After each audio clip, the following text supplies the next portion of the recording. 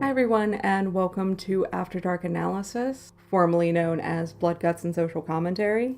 Since the issue with the takedown and the termination, we decided it's better to rebrand as After Dark Analysis and leave Blood, Guts, and Social Commentary behind, just because it might have some trigger words that are setting off YouTube's system. During this rebrand, I've decided to take the opportunity, because I'm nearing my 1-year anniversary at the time of this recording, to revisit some of my older content and try and get everything to a better sound and a better visual that's more on par with content I'm making right now. This episode is actually redoing the first video I ever did, so I hope you enjoy. Hi everyone, and welcome to After Dark Analysis. Today we are going to be talking about technology and horror. To really go over this subject, we're gonna have to start all the way back at Frankenstein.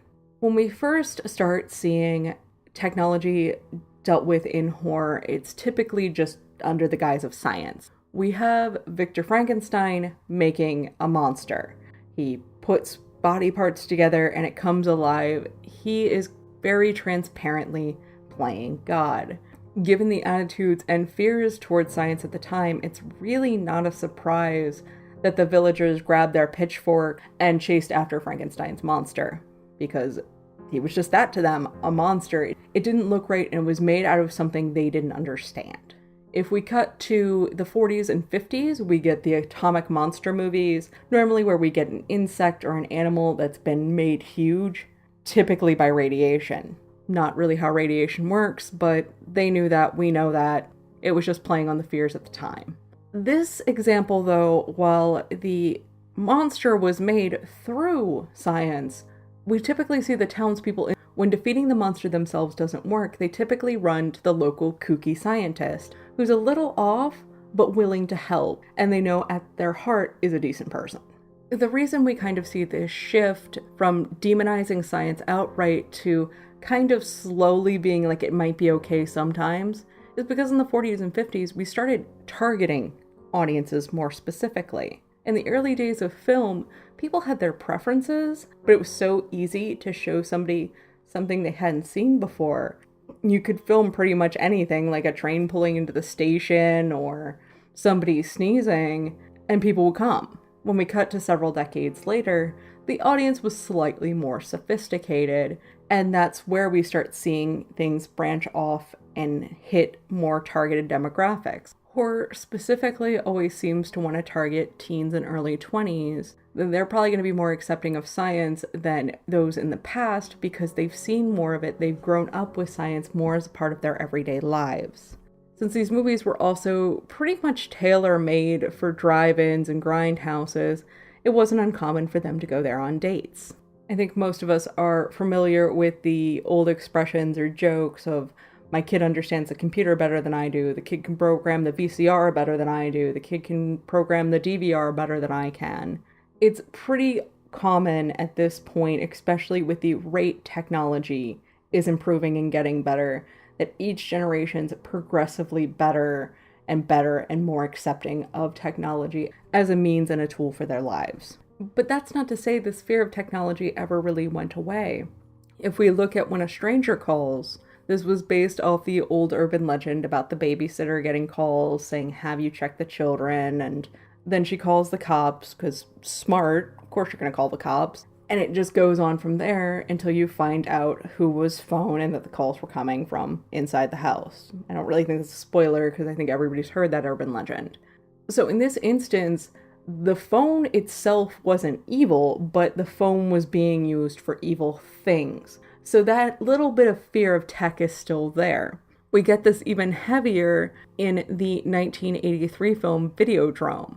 It's about a programmer looking for new content, but he finds a channel that's distributing this signal that has some mind-altering abilities. This was a major commentary from Cronenberg on how much tech is in people's lives, and kind of a warning against being overly dependent on tech. You need an example of this, somebody's stomach turns into a VCR. Well, this might seem quaint and outdated to the newer audience, because VCRs have, in most circles, gone the way of the 8-track player. We see this again in another Cronenberg film, Existence, which relies heavily on gaming.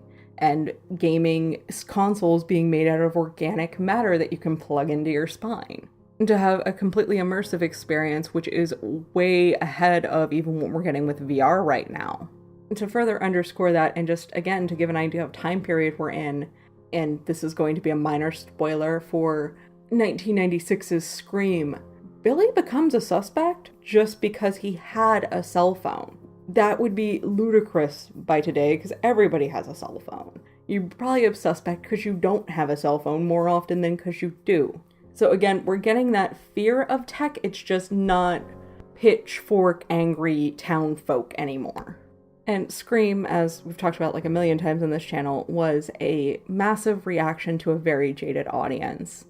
Now, if we're in a horror movie situation, the question always becomes, well, why don't they just call the cops on cell phone?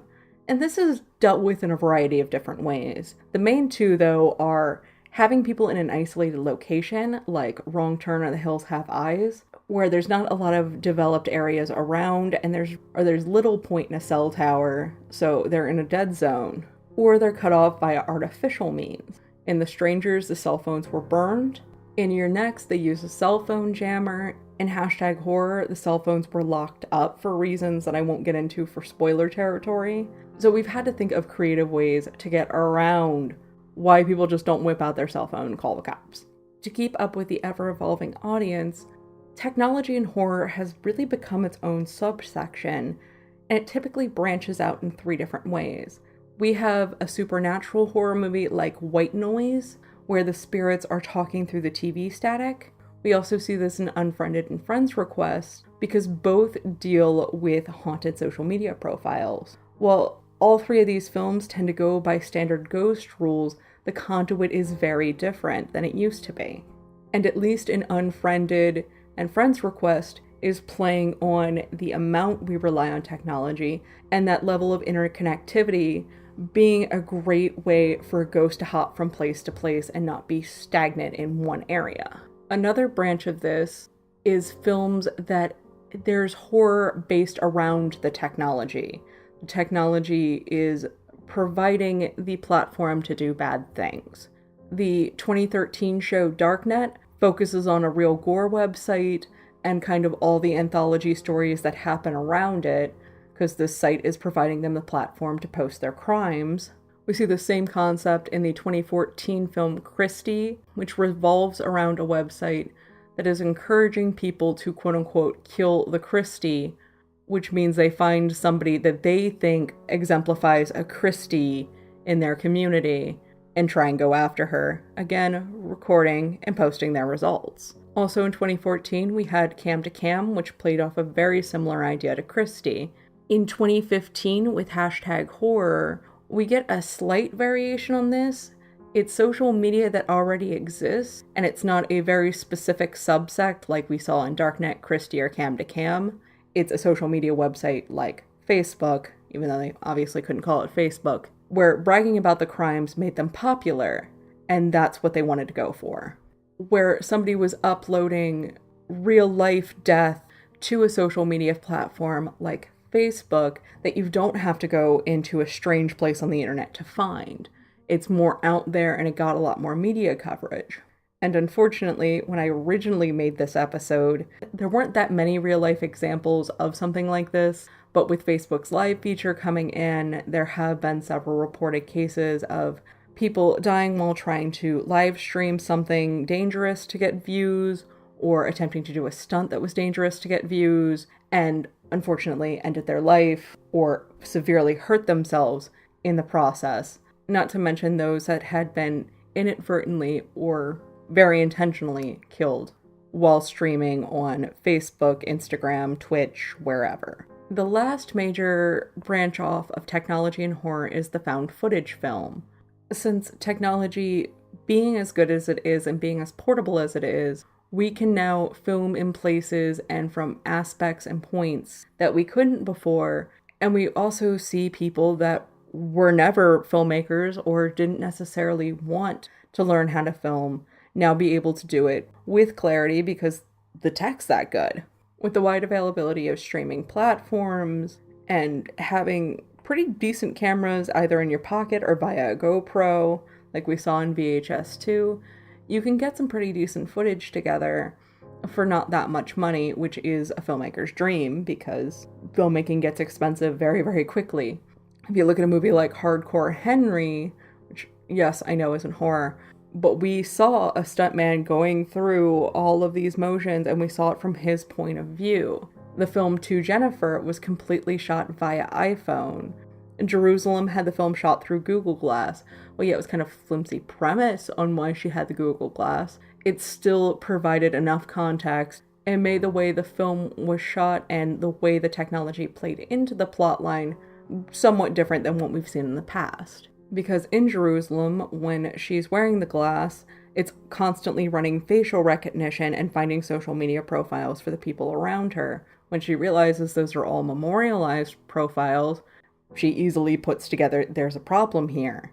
So it's a faster way to deliver plot devices that we kind of know are coming anyway, and it sped it up along and kind of gave a logical reason for this character to know this now. And all this technology and the reduced cost of owning pretty decent equipment is why we're seeing such a massive spike in found footage. Since culture has become so experience-based and point and shoot, it's not uncommon for us to get our news this way, so why would we not be getting our entertainment this way? It's getting to the point where we can even see this tech dividing preferences in movie-going audiences. When we saw the first Purge film in theaters, we had a group of, I would put them between 10 and 12-year-olds behind us. They didn't react to the footage at the beginning that was mostly security cam, mostly grainy, but they reacted a lot more to the high-definition film and the way it was shot, whereas we reacted more to the security cam footage at the beginning and less to the high definition because that looks fake to us. And this preference is really based off what you grew up with. The group behind us probably grew up with more clear high-def footage and is used to seeing all the detail in a horror movie. Whereas we grew up with a lot of grain on VHS and are used to not seeing a whole lot of detail and are used to the image kind of being murky and having to fill in the blanks. So what do you think? Are you interested in how heavy technology is based in horror? Are you thinking it's a bad thing? Do you like point of view shooting? Do you not like point of view shooting? Let me know in the comments. As always, if you like what you're seeing, please hit like, comment, subscribe. If you don't like what you're seeing, please leave me a comment and let me know. Thank you.